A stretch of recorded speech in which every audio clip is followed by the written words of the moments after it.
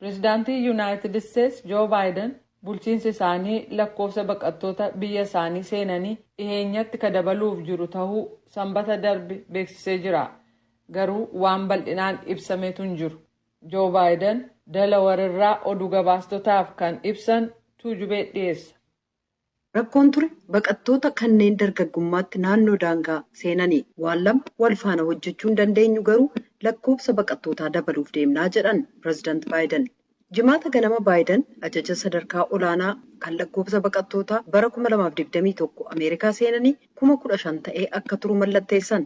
Lakkoofsi kun kan bulchiinsa Presdantii duraaniitiin labsame haa ta'u malee michoota isaanii Dimookiraatotaa biraa qeeqisa dhaqqabuusaa White House boodarra beeksise.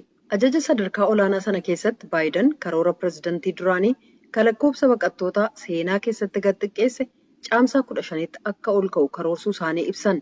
Sababa rakkoo namoomaaf dantaa biyyoolessaaf lakkoofsa kan 15,000 ta'ee turuun kasirnaati jedhanii turan. Haa ta'u malee ajaji sadarkaa olaanaa sun itti dabaluun akka jedhetti lakkoofsi duraan ture xumura waggaa bajataa dura 15,000 geenyaan sana booda akka barbaachisetti murtiin Presdantii labsamuu mala. Ajaji sun sanatii keessaa sadarkaa lammaffaarra ka jiran Senatar Dick Durbin biraallee qeeqa kan dhaqqabsiise yoo ta'u lakkoofsa baqattoota Ameerikaa haa seenan jechuun murtaa'e fudhataman qabu jedhan. Rakkoo baqattummaa bara keenyaa innaa ilaalu lakkoofsa baqattootaa 15,000tti murteessuuf sababaan hin jiru jechuudhaan Durbin Presdant Joe kun waan ta'u miti jechuun ibsa baasanii beeksisaniiru. Qeeqa sanatti aansuudhaan dubbii himtuun White House Jen Psaki labsii Biden duraanii irratti burjaajiin hangi tokko tureera.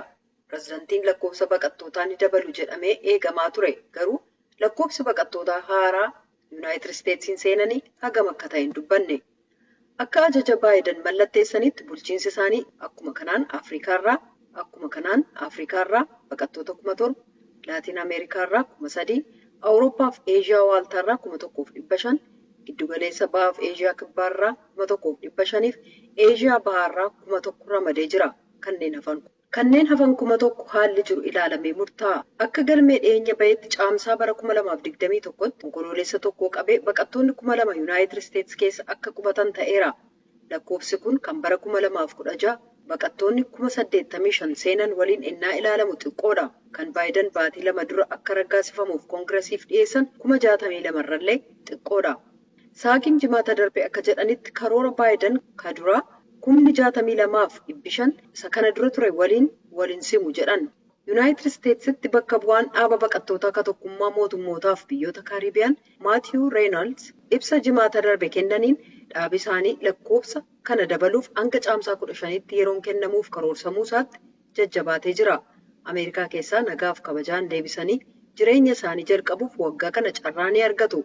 Baqattoota qubsiisuun lubbuu namaa badii oolchaa jedhan. Krish Omaraa Vingaraaj Presdantii tajaajila baqattootaaf immigireeshinii kan Lutheraan akka jedhanitti dhaabi isaanii tarkaanfii Biden imaammata baqattootaa United States qabu keessa deebi'ee xiinxaluusaa galateeffatanii garuu immoo bulchiinsichi seenaa keessatti lakkoofsa baqattootaa gad xiqqeessuuf kan Presdantiin duraanii kaa'an akka jirutti dhiisuun akkaan nu gaddisiiseera jedhan.